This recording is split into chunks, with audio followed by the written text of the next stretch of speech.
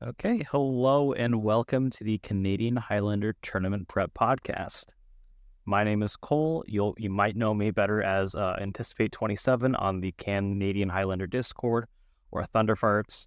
But you can just call me. We'll just refer to myself as Cole. And with me is my co-host Ryan, better known as Rubber Duck Sauce. How are you doing, Ryan? I'm great. How are you doing? I'm doing great. Just a lot of stuff with the house, but it's almost summer. It's springtime. It's a beautiful time to be outside. Oh yeah, weather's been great. But Well, just to start things off, because this podcast is going to be about. The name is kind of self-explanatory, just about tournament preparation for Canadian Highlander, and I don't really. And the only really big goal we have with this podcast is just kind of try to promote higher order thinking skills when it comes to anything tournament related to the format, whether it's single card choices, whether it's discussing what points you should be on, metagame calls, maybe even just ideas and strategies for mulligans or just anything tournament related. Is there anything else you want to add to that, Ryan? Because I don't really know what else to add. yeah, just this is how we talk about how we enjoy our favorite format and how we become better Magic players and hopefully do better while playing our better format or our favorite format. Yeah, I think that's pretty much spot on. We're doing pretty great already. I mean, we've been doing this for a minute or two, and now we're basically expert podcasters, right? Yeah, we got this down. No problem Hell yeah. at all whatsoever. Well, Ryan, I kind of told people your name and what your Discord name is, but who are you? Tell us a little bit about yourself.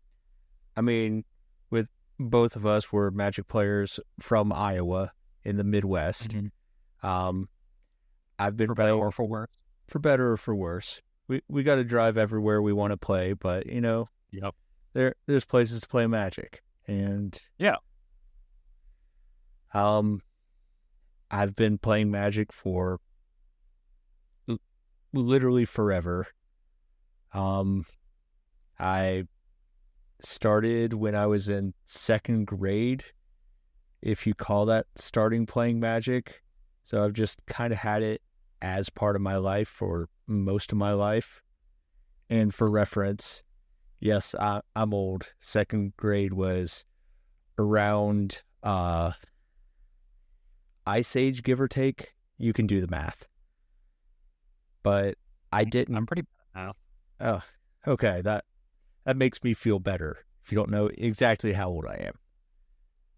But I didn't get like serious playing Magic. I never really played at a LGS until around Mirrodin, which is still a real long time ago, but not Ice Age long ago. And then I probably hit my peak around Ravnica, Time Spiral, and I like to show up, play some cards, and I mean, I'm super competitive, but I don't get to play as much as I like to. And so Canlander's great for me because, you still get to do completely busted stuff and inflict terrible things on your opponents while they're trying to do the same thing to you. But, I don't have to follow a meta as closely as for like modern or standard, etc. I gotcha. And I guess for kind of my top finishes or anything at a team Grand Prix way back in the day for Team Unified Standard, we were in the top 10 at that Grand Prix. Oh, wow. So, but that was one Grand Prix a long, long time ago. And then I have a day 2 at an RC. So every once in a while, I get lucky. I like to think I'm a pretty decent player, but don't have the time, energy, or probably the skill to actually be a pro player. I just like playing Canlander or other pet formats, sometimes modern, sometimes pioneer, etc., and having some fun. And who are you, Cole? Well, I'm a scrub, but to be more specific, I have not been playing Magic as long as you have. Oh God, because I think that when I first started playing, it was when Return to Ravnica was still like, you could still buy boxes of that. So, well, that was like what, 13 years ago, probably. Um, Something like that. Yeah. But I mean, I just kind of opened the set with a friend of mine, and then I didn't really start playing until probably 2015. So I'd probably base it off of that. Um, but yeah, I just kind of started playing a bit more seriously after I got done with high school, and then throughout college, I really got into the Highlander formats, mainly Commander, and that kind of got me onto a stint for CDH. So I played a lot of that, and thankfully I'm out of that bubble. I don't have to deal with that space anymore, or really only when I want to. But ever since about, I want to say 2022, I've mainly just been playing Canadian Highlander. And nothing as cool for tournament finishes as you, Ryan, but I think that like the best things I've done are I've had a couple of top cuts in Commander tournaments. And I mean, I've unfortunately never had the opportunity to go to an official Magic event just because, a lot of the jobs I've had in the past have made me work on the weekends, and that really sucks. And now with, having a house and being married, is kind of like, I'm like, I want to go, but I'm like, I gotta pay for more important stuff now. So I think that unfortunately my window closed before it even got to be open. But I mean, I still enjoy being competitive with Canadian Highlander and kind of doing what I can. And yeah, it's a casual format at the end of the day, but I really enjoy being able to see how kind of far it can be taken. Yeah, and I mean, whatever format that you like to play, I mean, you can play it competitively. There's a lot of good players around us, and it's a pretty competitive scene, to be honest. We have a lot of RCQ, RC grinders that show up to our tournaments. There's people who have done well at Eternal Weekends that show up. Like, there's high-level players that we still get to play against. We're just not playing for the same stakes or same number of players in a tournament as, say, an RC or a Grand Prix. Well, I guess that'd be a Spotlight series now. Oh, what? They changed it? It's being run by Star City Games. It's not an official Grand Prix, but they are Grand Prix-like tournaments. I mean, it's a pretty cool system. It doesn't have the same branding, but official Magic tournaments are doing a lot better than they were a couple years ago. It's pretty exciting. Oh yeah, no, seriously, like, I mean, and I think that this is kind of one of the cooler things is that like with more tournament, I think I'm kind of drawing on my experiences back when I used to play CDH, because back when I used to do that, there really weren't that many tournaments for it. There was like maybe one or two big ones a year that everybody would go to, and then that scene kind of exploded. Now you see tournaments everywhere, almost every other weekend, I feel like, and now Star City Games has CDH tournaments. Well, I mean, am I believing that Canlander will get that popular? I don't know. I don't think so. But, it's kind of neat being able to see these tournaments happen and kind of seeing the same processes and changes that the format's undergoing that I got to experience in CDH. Like, how you're seeing a lot more innovation in decks. You're really seeing a defined metagame kind of occur. Not just like, oh, what are the locals bringing this week? But it's like, well, people are actually playing combo or control, or like people are playing really weird decks, um, or like people are just spiking tournaments because they're bringing a really good pick. Um, like I'm trying to think here. I think that the only thing I can think of like that's like that was the first tournament at Misty Mountain Games last April where I think it was some person as a pro player, maybe. I don't know. But he brought Flash Hulk and he just took down the entire thing. Now, could it be that he's just a really good player? Probably. But, I mean, it could also be that Flash Hulk was a really good pick for that meta. But it's just... Obviously, great player playing a good deck. He's able to make those sort of decisions, but also, like, if you know a certain meta is kind of soft to combo, bringing about the fastest combo you can find is a great pick. Yeah. Well, I mean, I kind of brought up the tournament at Misty Mountain Games in Madison.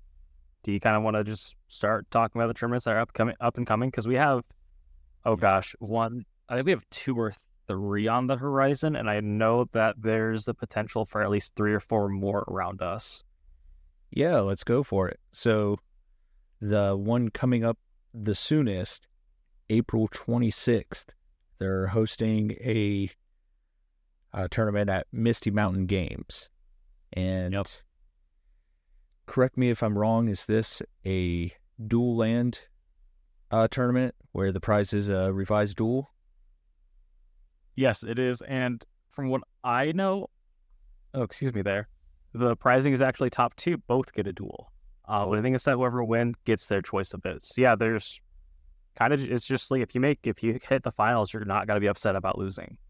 Yeah. And I've only made it to one of their Canlander tournaments so far, and I think you made it to a different one. And I mean, it was a great experience when I was there. They have a nice store with plenty of seating room, and they normally order in pizza or some sort of food and have a break in the middle of the tournament for people to be able to hydrate and get some food into their system. And go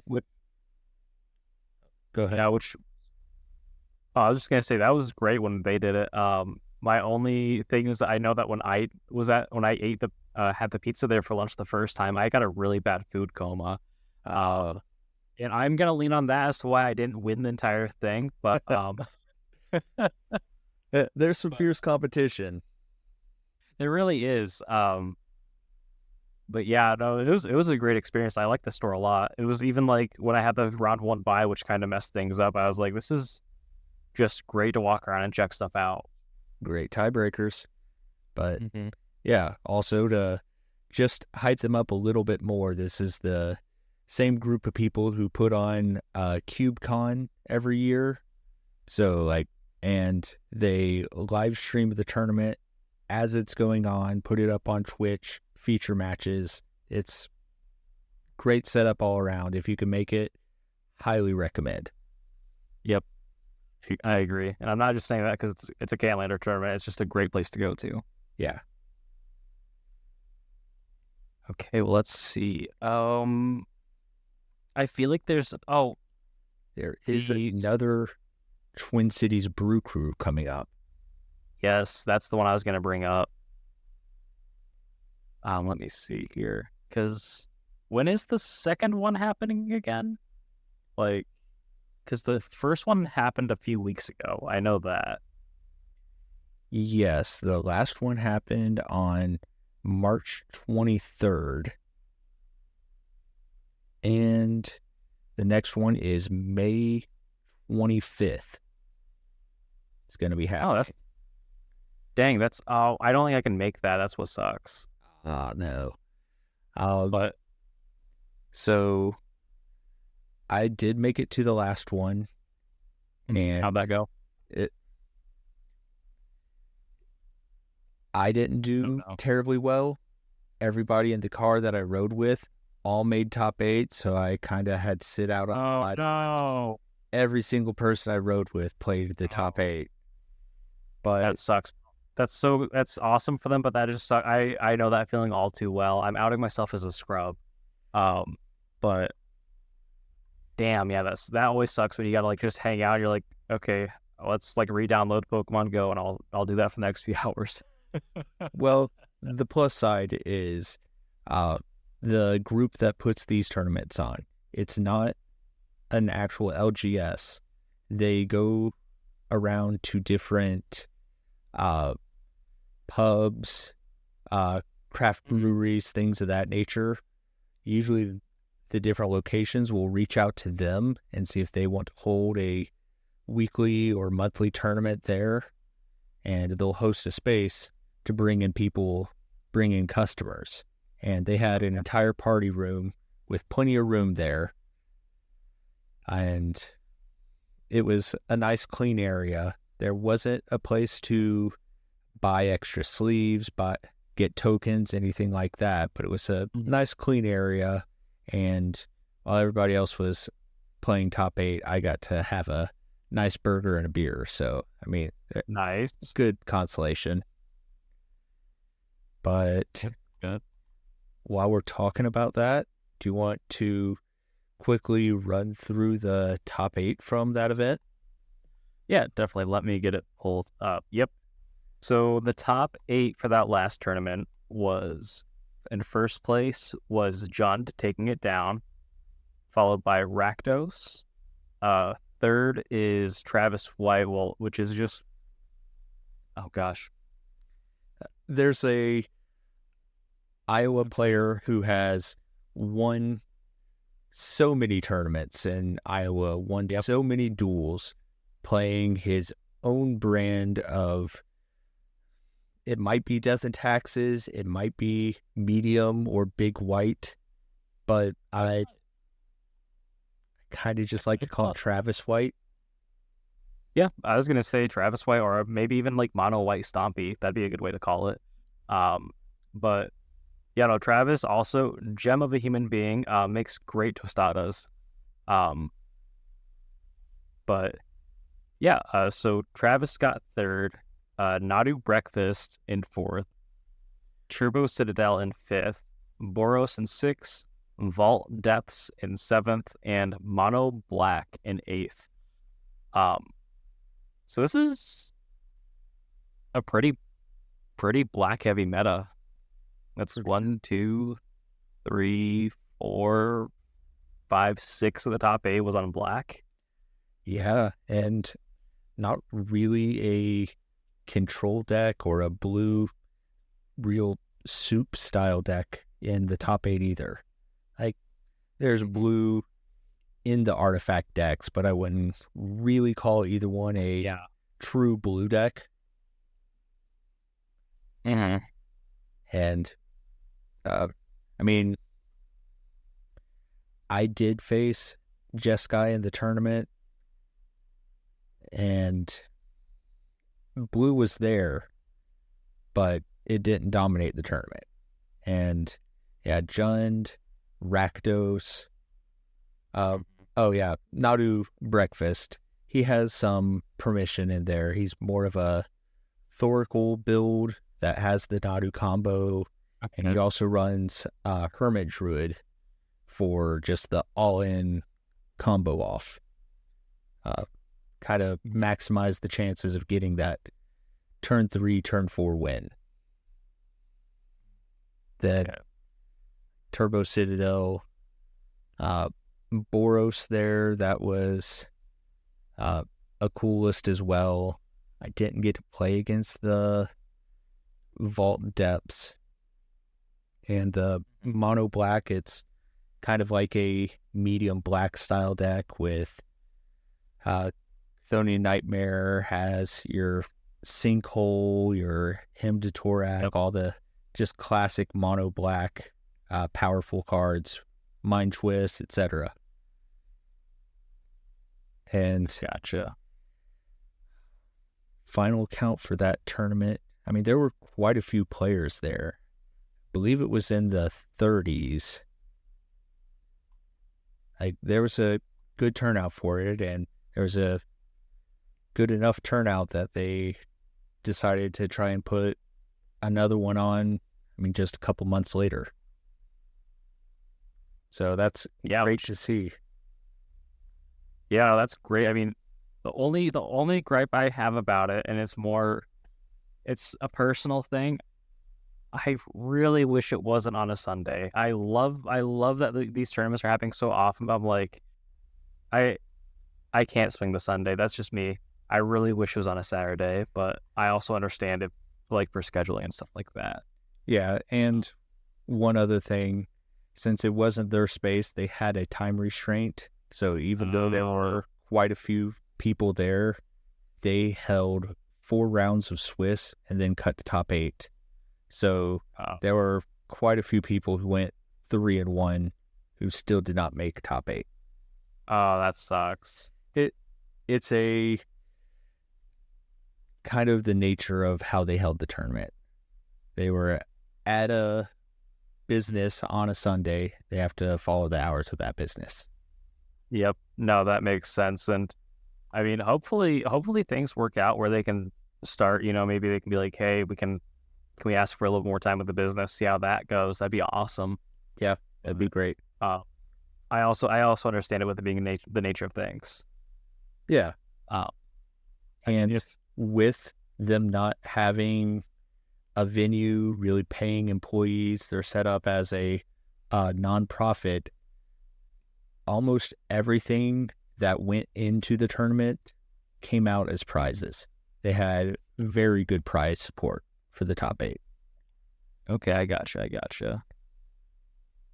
That's awesome. Hopefully they get bigger. Hopefully they can do bigger and better events next. I think it's gonna be sick, and I'm really gonna be excited for when I can finally go to one of those. I'll try and get some more information on it when it comes closer, but they were saying this fall they were going to try and hold a large charity event where they're going to have multiple formats, some of them being more out of the ordinary formats, like maybe some chaos drafts, maybe some just off the wall formats being held for charity. So when I get more information on that, I'll make sure to bring it up and give the details. That'll be really sick. Twin Cities Brew Crew. You can look them up on the Discord or online. Then the other tournament that's happened fairly recently, there was First Turn Games held a Canlander win a duel on March 8th. Yep. That was a really fun one. Yeah, that one was great. I mean, I think he might be a little bit biased, but I might be a little bit biased. Ryan, do you want to tell us why you might be a little bit biased? I ended up making top 8 of this one and finished in second place and just had a great tournament. Had a lot of fun. Yeah, you made it to the finals and you played against Bant Time Vault with Bant Nadu.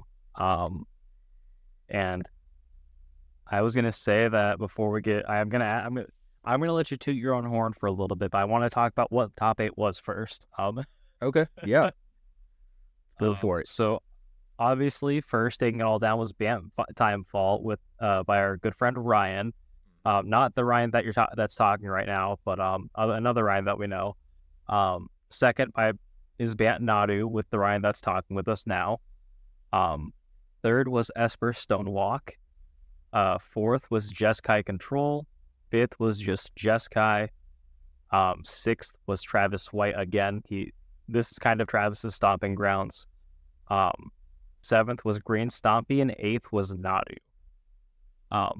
But yeah, this is a much different top 8. Like you see, I think we see, oh gosh, because there's Travis White. I don't think I would call Nadu Breakfast the same as either of the Nadu decks that were being played here, Ryan. What do you think? No. The other Nadu deck, not mine, was a Seeker Walk with a heavy black splash.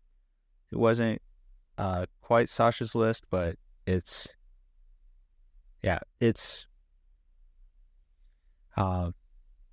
just a couple cards off of what you'd expect from the Seeker Walk Nadu style decks. But then, I mean, there's Green Stompy, there's Mono White, and the Esper Stonewalk was a cool list as well. But there's a lot more blue in this top 8 than the other one we looked at. Yeah, there's a lot more blue, a lot less combo. I mean, 3/8 of it was combo, but I would say that, no, 1, 2, 3. Yeah, it was the same amount of combo, actually. It's just kind of they swapped the heavy black for heavy blue, I feel like. Yeah. But yeah, no, I was going to say it was super interesting. And fun fact, I went to time against Green Stompy, the one that made top 8. I don't know how, and I was playing Jeskai Control, so yeah, that's a fun one. I do not know how he went to time. You know, I mean, obviously I'm playing a troll, but yeah, but anyways though, Ryan, you made it to second place, you made it to the finals of this tournament. What are your initial thoughts for how you feel about the metagame here, or about the metagame that was at that tournament? I mean, I faced a lot of Blood Moon decks personally, which was terrifying for. It says Nadu, I have a very small black splash. Yeah. It mostly just Grist, Atraxa, and Deathrite Shaman activations. Yeah. But I have very few basics in the deck, and running up against a bunch of fast mana and Blood Moons was terrifying. But was able to grind everything out. I went to time a couple times, but we always finished before turns were up. And I mean, deck felt great. With the heavy combo, I had Aven Mind Sensor in the deck, and it did work. Then versus Jeskai, just having the extra planeswalkers, being able to turbo out a Grist or an Oko or some sticky threat that doesn't just die to a sweeper, felt great. But I love that. I'm at this point a Nadu player, and I don't see that changing too soon. But I'm really enjoying playing the deck. You get to take so many game actions, get to play all the fun, cool cards. It's, I mean, it's a blast to play. And Time Vault was a not great matchup. One of Nadu's worst matchups is combo that's faster than you, because you don't have a lot of permission-based answers, and somebody who just has a faster combo than you is really tough to beat. And Ryan's a great player, been playing this format for quite a while, and it's great to see him win a duel. Shout out to Travis for supplying the duel for this tournament. Another example of how he's a stand-up guy and great for the local scene. Yeah, dude still has gone positive even after giving a Volcanic Island out. Yeah. Oh. Yeah. But yeah, no, that's great. Yeah, like, I mean, you've been playing Nadu for a while now, and you've got a lot of success with the deck. I know that when you first built it, you were like, hey, I want to test this deck out because I think it has a lot of legs. Yeah. And obviously a busted card. Which, Ryan, how is this card not a point yet? I think it's just insane. It's obviously as good as Tamiyo, if not better. Okay, let's not go too off the rails with calling Tamiyo a point, but yeah, I think Nadu could use a point, not because I think the deck is overpowered, but This card just does so much. Any card that for 3 mana, I mean, is just a draw engine with like 5 other cards. You can just pull a win out of nowhere. Card is worth a point, even if the deck is not oppressive. And just the play patterns. I mean, I know from sitting across enough people that it's not a lot of fun to just sit there and watch somebody count 1-2 on every single one of their creatures for 10 minutes. Yeah, I think that when you're going off, I usually wait until you show me 1 or 2 pieces that'll win you the game, and I'm like, okay, I'm gonna let you do your thing for a little bit, have some fun, but I'm gonna go and get a drink, or I'm gonna get like a snack real quick, then I'll be like, let me know if I'm dead when I'm back.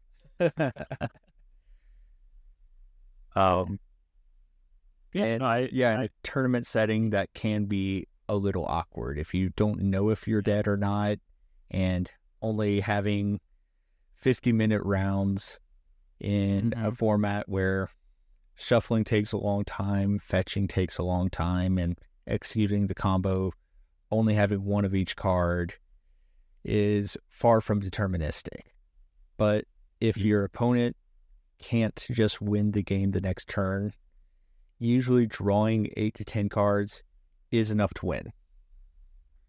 So yeah, and especially just the fact that you draw 8 to 10 cards, you get to sculpt your hand, and then you go on your opponent's upkeep before you draw. I'm gonna do this all over again.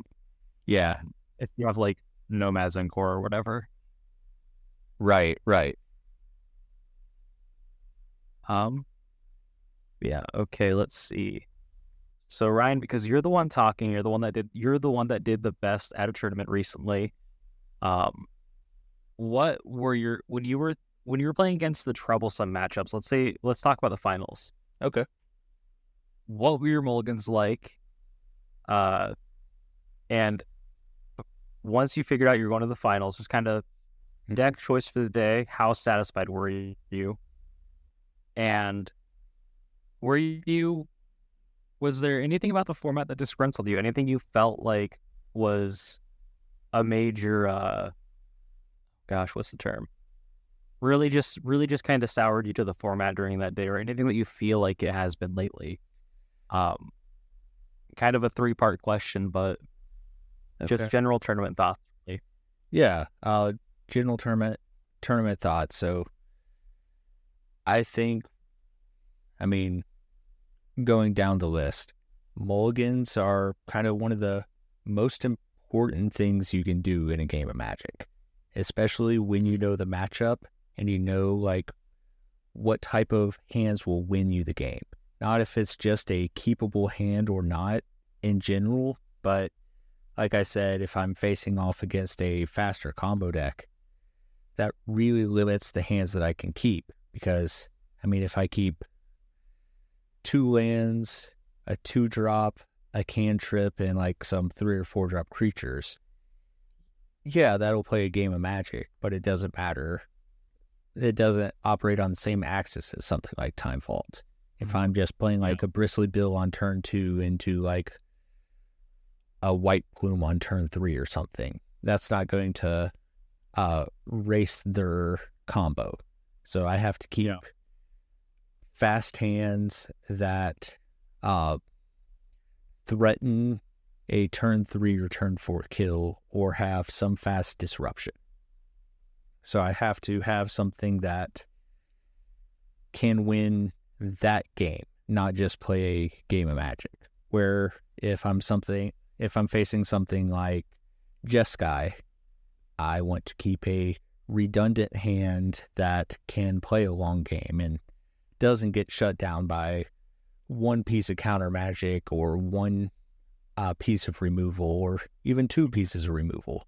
Like, I want something where it's great if I can get out below them and really pressure their early turns and not give them a chance to sculpt a hand.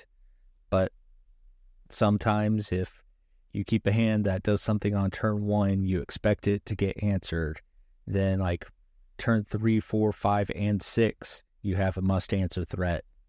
it's not the fastest hand, but they have to have a very specific hand to beat like White Plume into Grist, into Oko, into Undermountain Adventure, something like that. So like it really depends on the matchup. But I'm going to say mulligan for trying to win the game, not just have a keepable hand. So yeah, I try and be pretty strict on my 7, but then once I get down to 6 cards, I'll keep a little bit looser hand just to have a more chances at a game of Magic. And then once I get down to 5 cards, if the hand's playable, I'll usually keep it rather than go down to 4, except for in very specific matchups.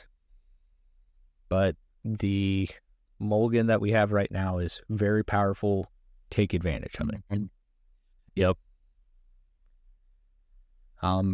Anything to add on to mulligans before we move to the next part of the question? I think that really it's just kind of, just you kind of hit on a lot of really good points. My rule has always been that if you know what matchup you're playing and your hand doesn't do what you need to do, why keep it? Like, that's why mulligans exist, like, if your opening 7 doesn't have what you need, if it's not a fast start, if it's not the correct answers you need, like, why keep it? You're in a vintage level format. You can usually do better.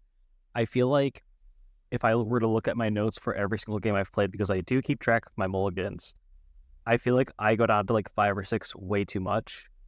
But it's just kind of like, if the hand's not doing what you need to do, why am I keeping it? But also just kind of on the other side of the coin, it's like if your hand only needs 1 card to really pop off or really do great, like if you need like 1 more land and you're playing 35 lands, like I would probably keep that. Not like a 1 land hand, but like if there's like a 2 or 3 land hand, I'm like, I need one more land. I've got like a cantrip. I've got a 1 mana threat, something that buys me time. I'm like, I'm pretty cool with it. Or like if I'm playing a combo deck and I'm like, I need 1 card. I need like 1 more mana source and I'm going to win the game on turn 3. I'll keep this, But again, it's really just a lot of context, really just understanding your matchup, knowing what you need, what you can and can't have. Just a lot of stuff that you just learn as you play a deck and really just get those reps in. Yeah. Those are great points too.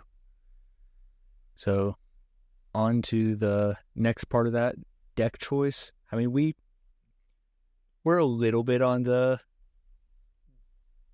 opposite ends of the spectrum sometimes, but I mean, you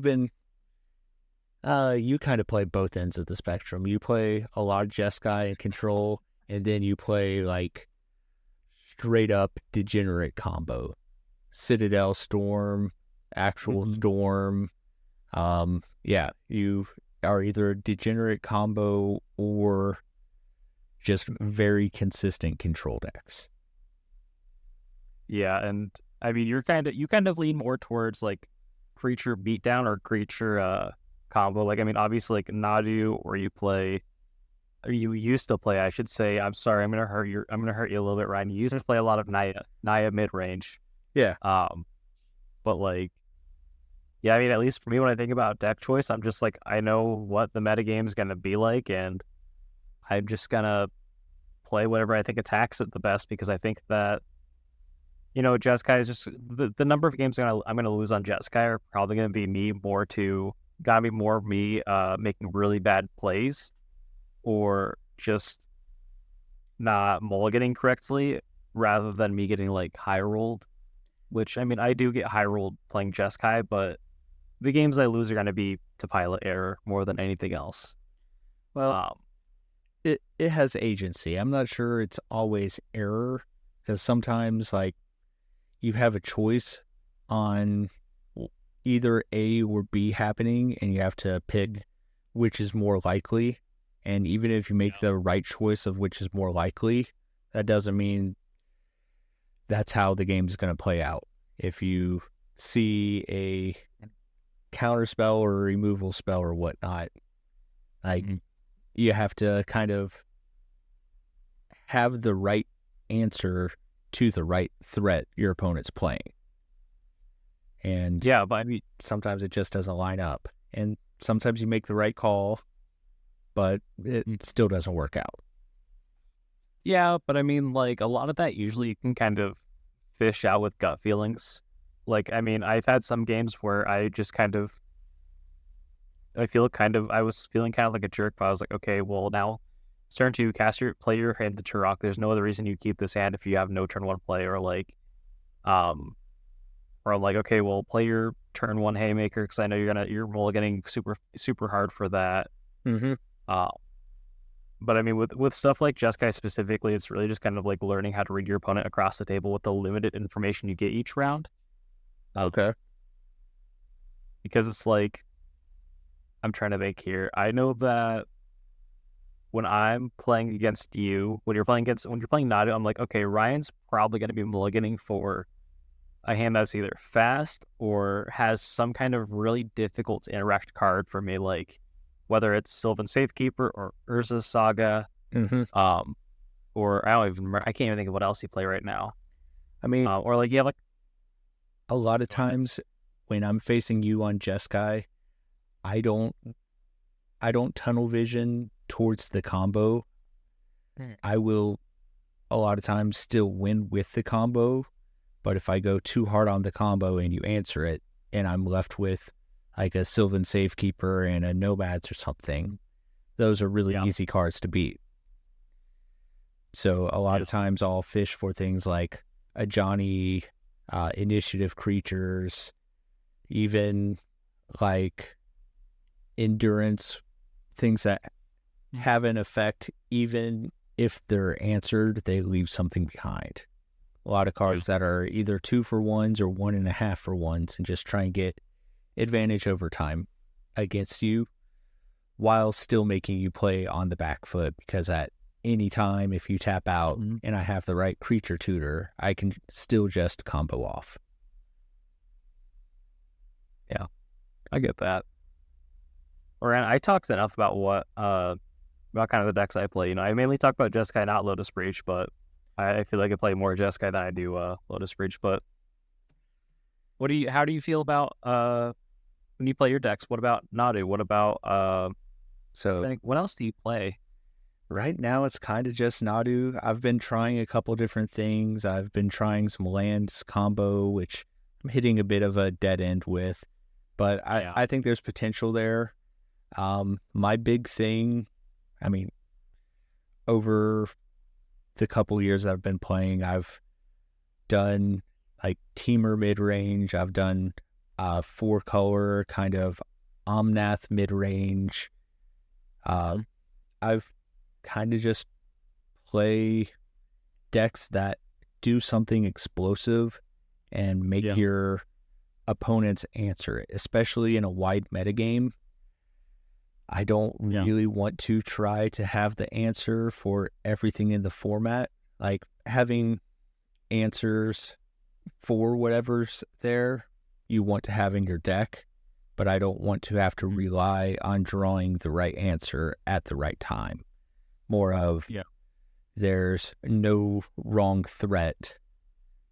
So, like, if you have a threat, your opponent has to answer it. And I want to do something powerful that if my opponents don't deal with it, I'm going to be able to run away with the game. Especially against broader metagames, and sometimes opponents playing unfocused decks. Having the ability to go acceleration into like powerful 3-drop on turn 1 or turn 2, having that ability to just have and to be able to high roll your opponent takes some of the pressure off of me. If sometimes I get free wins, if I don't have to work hard for every game, I like that. But obviously there's a lot of games where you do have to grind out, but having some that you don't have to, makes my tournament day a lot more enjoyable, especially if it's like 5 to 6 rounds of Swiss and then a top 8. That's a lot of magic, and having the ability to get restroom breaks in there, or maybe run across the street and get a quick meal in between rounds, things like that. So, like I said, Nadu is my thing right now, but back when it had about, 7 fewer points than right now, Nio was fun to play. Just throw all the busted threats in one deck. It's not as consistent as Death and Taxes, Gruul, or Boros, but what you lose in consistency, you get more busted threats. Just Ancient Tomb, Moxen, City of Traders. Try and play a turn 1 or 2 3-drop, whether that's Archon of Emeria, White Plume Adventure, things of that nature. Okay. But I really enjoy being the proactive deck. And if it does something broken and ridiculous, that's definitely a plus. Being able to infinite combo off one way or another, or create a board state that's impossible for your opponent to win. Yeah. And the format as a whole, I mean, I think this is my favorite constructed format. It's like playing Cube, but you know what deck you're going to get to play, and you don't have to spend a couple hours drafting and finding 7 other people to play with. You can just sit down and play engaging Magic against other players who also want to do ridiculous things. But it's very cutthroat, I think. I mean, there are decks that are the best decks right now, but that's always going to be the case. I think. I mean, what would you say are some of the top decks right now? Like, I would have Time Vault pretty high on that list right now. Yeah, I'm thinking the same thing. I think it's like Time Vault, probably Time Vault, Jeskai, and then I'm not sure what else. I know there's like two or three decks that are just like beating people. Oh, I would say probably like Red, White, Death and Taxes. I'd say that's probably the best aggro deck right now, for sure. Yeah. But yeah, Time Vault, Jeskai and I mean, been seeing a lot of like black base mid range doing well. Like, yeah, it's not a archetype that I'm super likely to play, but I've seen Jund, Rakdos, I mean, yeah, I'd say mostly Jund, Rakdos, and are probably the better black base mid range right now. Yeah, I think that black base mid range is still really good right now. It's just kind of like when I look at it, I think with how good black has gotten as like an aggressive and proactive color, I think that then just makes like white base decks also that much better as an enhancer. So like, because if you think about it, when are you killing a Barrowglyph with a lightning bolt? Or very rarely. Yeah, or even a flame slash. Like, I think it's a thing where either if you're not countering it, you're either swordsing it or you're pushing it. And so I think that that's kind of my justification for why I think that like Jeskai's still top of the king of the hill kind of. Like I think it's like Time Vault, Jeskai, and like Red White Death and Taxes is like king of the hill right now. But I feel like Red Black, Turbo Citadel, Esper even. I think those decks are really creeping up. Yeah, and there's been some solid finishes with those decks. I think Black is in a pretty good spot because it has some of the grindy elements, like you said, Barrow Goyf, like Opposition Agent is great against the combo that's out there right now.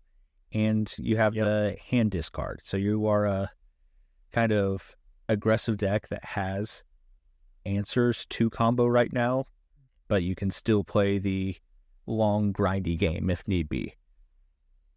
Yep. Oh gosh, we were talking about it earlier. I can't believe I almost forgot Flash Hulk. I think that's like definitely up there also. I think a lot of the top decks on the format are showing you that you are losing the game on turn 2 one way or another. Like I mean, like with Time Vault, I feel, or not turn 2, like turn 3 or 4, like you're dead usually. Like Flash Hulk is just flashing you at instant speed, which I should rephrase that.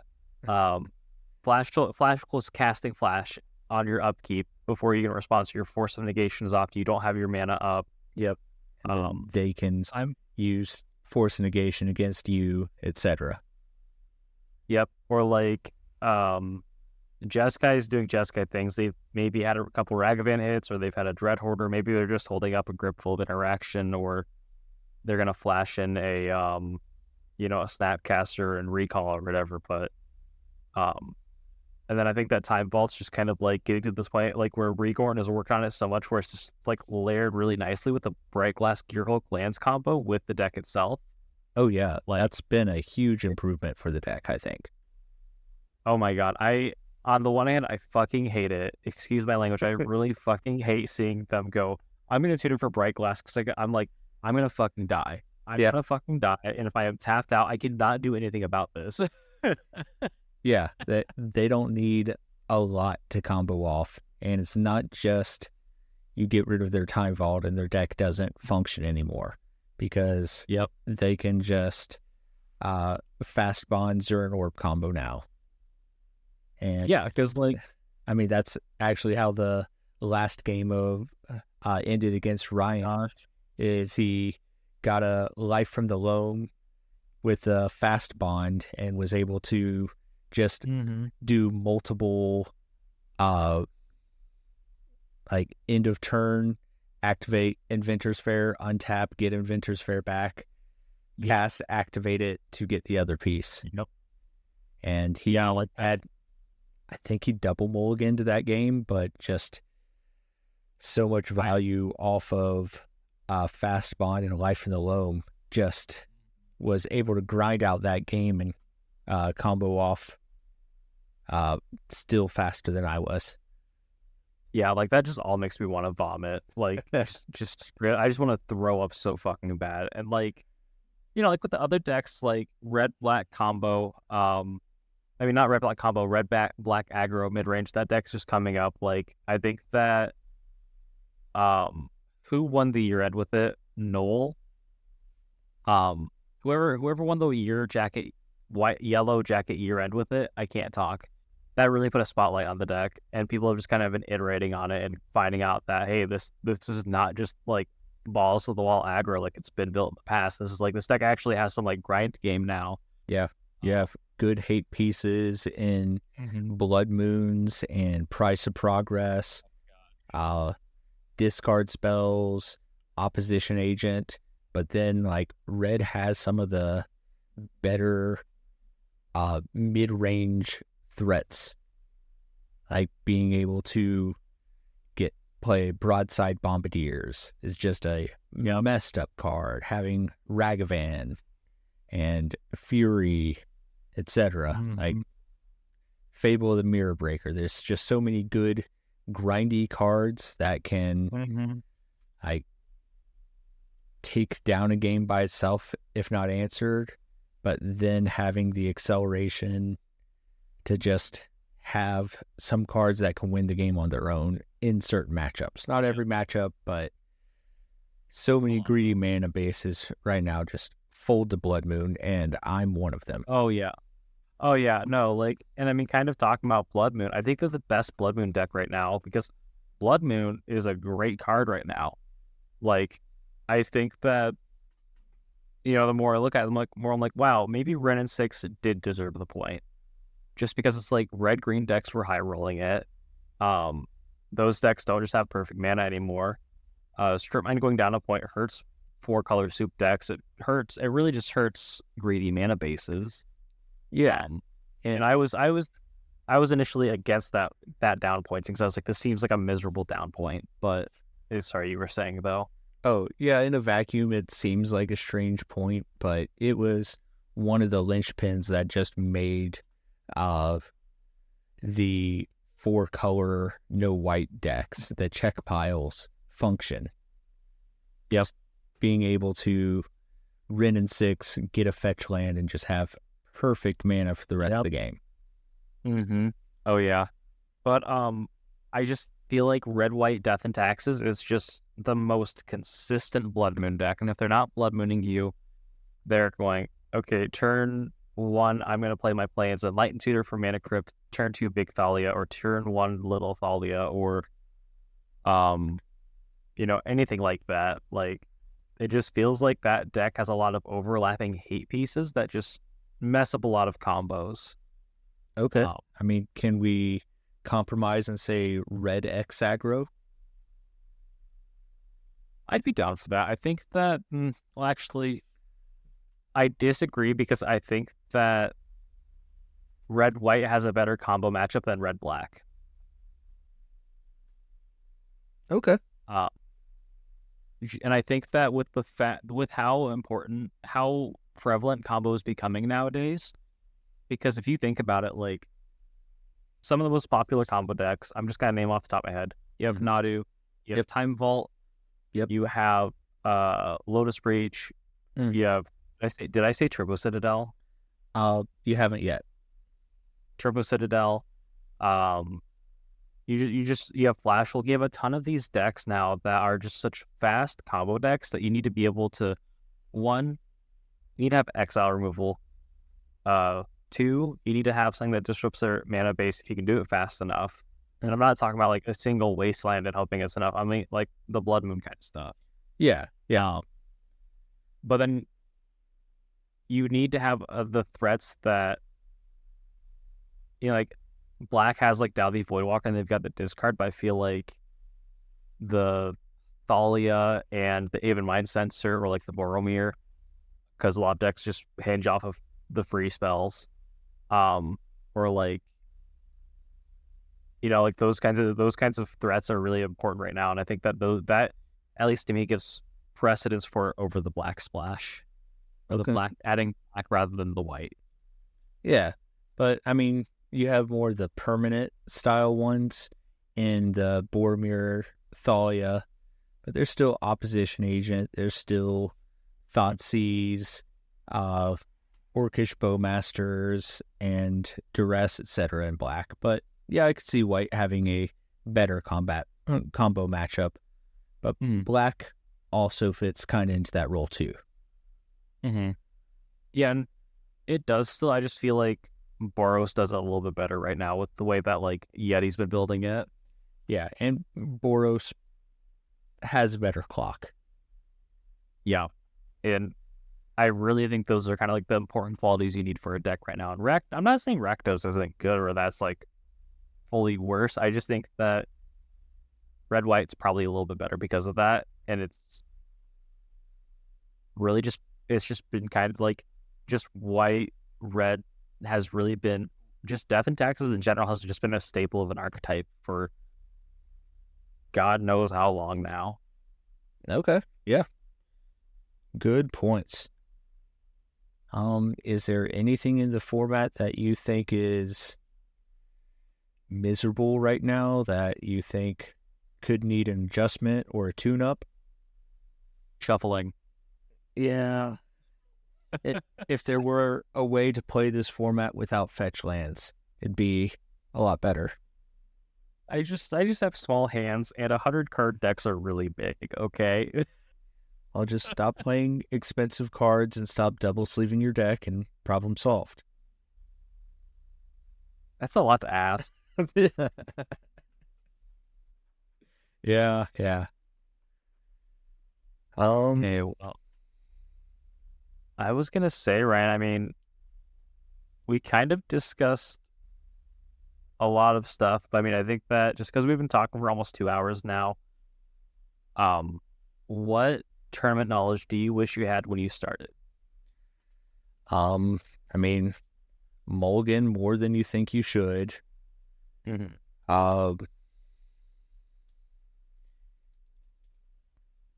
Play more games before you get to a tournament than you think you need to, because the better you know your deck, the ins and outs, how you're going to combat a certain matchup, the more of that you know beforehand, the less you're going to have to improvise and make up on the spot.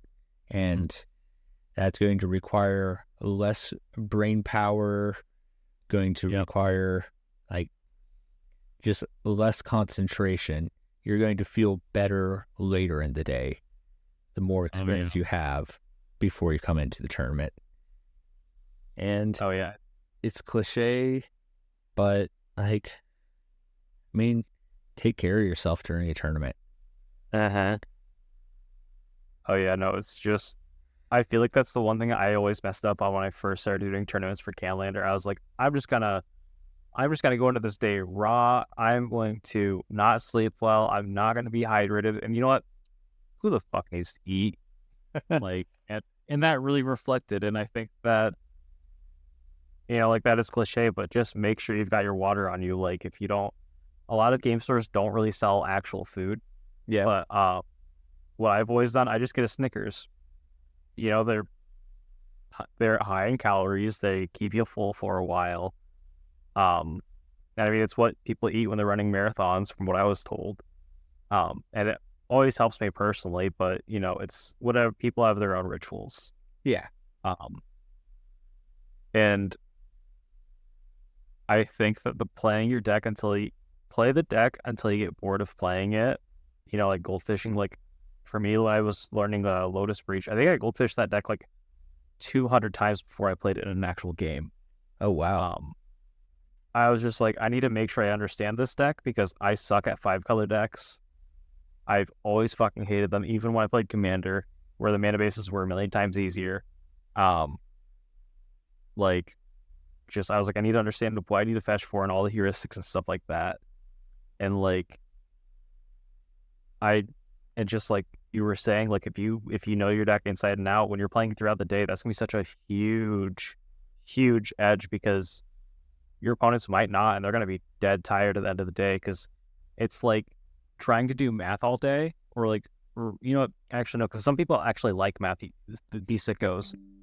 But whatever mental thing you hate doing the most, like imagine doing that for like 8 to 10 hours, and then tell me how you would feel after that. If you're able to keep yourself more awake and more alert and more energized, and you've taken care of yourself, you're just going to do better overall. You're going to be able to think through your decisions way better. Yeah, you're going to be able to pay attention to what your opponents are doing and pick up on some of the subtle hints of what they're doing, if you're not sitting there thinking about what fetch land you need to make your hand work. If you already know that sort of stuff, you can sit there and watch your opponent, watch their eyes, see what their reaction is when they draw their card for the turn, see if they're looking at your graveyard or what creatures on the board that they're looking at. You can kind of tell what they're going to do, but you miss a lot of that stuff if you are sitting there reading the text on your card or trying to figure out what the best order to play your threats in is. It really frees you up to make higher level decisions if you're not trying to figure out the basics. Yeah, and it's like, it's really just practice, practice, practice. Like anything else, any other, competition. Like if you practice more, you will hopefully do better. Sometimes you're gonna mess up and make the absolutely worst metagame call, but that happens as part of the learning process, part of the learning curve. Like, Yeah, Magic is a high variance game. This format is higher variance than most, but you're going to give yourself the opportunity to do well. Like, you're going to be able to pick up some of those edges. You're going to have a higher chance of doing well if you come in practiced. Yep, exactly. Yeah, then I think that for myself, for tournament knowledge, I wish I had when I started. Call a judge whenever you feel like you need it. Judges are friends. I'm trying to think here. What else? Oh, this is gonna be a call out to every single person who has to take medication, namely ADHD. Make sure you take it. Make sure you take it. Drink your fucking water. Make sure that when you get there, you don't pat your pockets, look like a deer in the headlights, and go, I didn't take my medicine this morning. It's gonna be a rough day. Because I know that both you and me, Ryan, we've gone to enough tournaments together that we have both done this to each other at least once, and it's always a miserable day for the other. Yep. Like just make sure you got yourself taken care of ahead of the time. But I think really tournament knowledge, like, there's no shame in scouting. There's no shame. I mean, I'm gonna feel like a sleazeball saying this. I'm telling myself there's no shame more than the people listening. It's okay to join wherever the tournament is happening. If it's an LGS, just joining their Discord, seeing what's been doing well,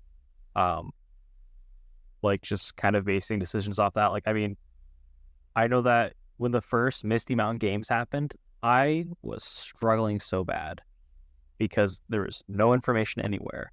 Right. And I think I eventually just straight up asked somebody, I was like, what is it like up there? Yeah, I'm one of the people that you asked because I had joined their Discord and had shown up to one or two of their weekly tournaments. Yeah, like there was nothing. Like there's a little bit more now. Like I messaged somebody to on the main Canadian Highlander Discord. I was like, hey, what's your metagame like? I was like, no shame. I want to know what it is. And I have an idea now. I know that's kind of what made me think about my deck choice, which I'm not going to say on the podcast. In case we do release this before the tournament happens. Fair. But just to summarize, knowledge is power, like just make sure that when you're going into it, you know what you're playing, you know what you're going to be playing against, know what you have to find for those matchups. Like if you're playing against a lot of aggro and you're playing Jeskai, keep the mystical tutor hands. You're not going to lose those games unless they price and progress you. Because mystical tutor for Terminus. Yeah. If you're playing against Time Vault, Brotherhood's End, or Wrath of the Skies, things like that. Just really just knowing what you got to do and when you got to do it. Yeah, and to add on to the information and scouting, when you're there, talk to the people that you drove up with or some of your friends, ask them what they played against and to point out the person. I don't think there's shame in that. Say, hey, who did you play against last round, so that you're not completely blindsided if you're going up against a Flash, a Turbo Citadel, or something like that. You kind of, they lose some of their game one edge if you know what your opponent's on. Yep. Yeah, exactly. I mean, other than that, I don't really have anything else I can think of off the top of my head. It's just kind of all the basic stuff, just take care of yourself. Make sure if you got to take medication, you take your medication. Make sure you ask for a judge when you need it. Yeah, even if it's just clarifying something, it's much better to stop and ask a judge about something rather than just playing the card and figuring it out while the spell's resolving if it works how you think it works. Or if your opponent does something like silly, don't feel bad about calling a judge, because the judge isn't there to harm them either. It's to make sure that the board state and the game is happening how it's supposed to happen. The rules are fairly lenient nowadays, where they're not going to get a game loss for accidentally revealing the top card of their library. But the judge will tell you, okay, what are you supposed to do with that card? Have they scried cards to the bottom? Do they know what any cards are in their library? The judge is going to know the answer for how you resolve the board state. And, I mean, even if you just aren't sure how Oko interacts with maggots of the moon or something like that, there's a bunch of weirdo cases in this format. And oh my gosh, just ask the question, you'll get an answer. Yeah, and I'm getting off track here, but that makes me think of this one judge call I had from when I was playing a Commander tournament. My opponent was going for an Underworld Breach line, and then he got Endurance. And Ryan, what does Endurance tell you to do with your graveyard? Put it on the bottom of your library in, I believe, a random order. Oh yeah, no. When that happened to my opponent, he just shuffled it into his library. Ooh. And the funny part is that the judge was I was like sitting right next to him. I was like, "What the hell are you doing?" And he's like, shuffling my graveyard into my library like I'm supposed to. I'm like, before you shove those cards into your library any further, read the card. Yep. And it was a complicated judge call, but the judge was like, hey, this happens a lot more often than you think it does. Like the judge kind of just picked up his library, took all the cards that were halfway sticking out, because those were very obviously his graveyard. Mm-hmm. And just kind of was like, these are now on the bottom of your deck. But nice. Yeah, it got handled really well, really professionally. And, everybody at the table was like, we now know what Endurance does. Yep. But yeah, I mean, I really don't have much else I want to talk about, Ryan. I mean, any final thoughts? Because I figure we should probably just, start closing it up. Yeah. I mean, to anyone who's listened this long, thank you. Yeah. This is a work in progress. We're going to try and improve on anything that didn't come out right in this episode, but we like talking about Magic. We like listening to people talk about Magic. We hope you also like listening to people talk about Magic. Hi, welcome. Welcome.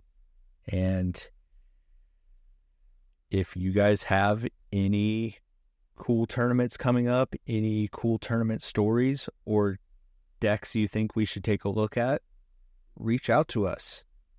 Let us know. We love talking about Magic. We love talking about Canadian Highlander even more.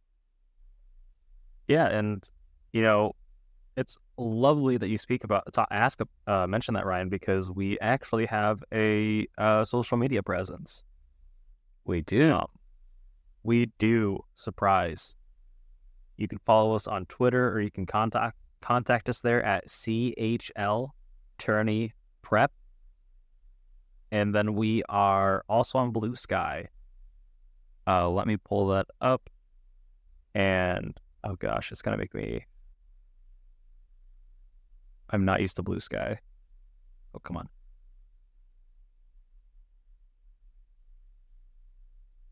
I think or we're also on Blue Sky at the same username as Twitter, .bsky.social. And those will also be in the description for this podcast episode. But yeah, just got any questions, comments, suggestions? Maybe you got a concern about us. Maybe you think that we're going through a rough time right now. Let us know. Yeah. And hopefully the next couple of episodes are a little bit more interesting. I know that we've been talking with some people about the next episode being about making decisions with metagame considerations. Ooh, that's a good one. I think that's going to be a great one. But anyways, though, Ryan, I got nothing else. I know I just asked you, but got anything else you want to add to it? Maybe you want to say where you'll be at, things like that. We're going to try and be at Misty Mountain here in a little over a week, and you can find us at about any Win-A-Duel / 1K Canadian tournament within about 3 hours of Iowa. So if you know of any good Canadian tournaments or want to promote stuff, we are motivated to go to tournaments. Yep.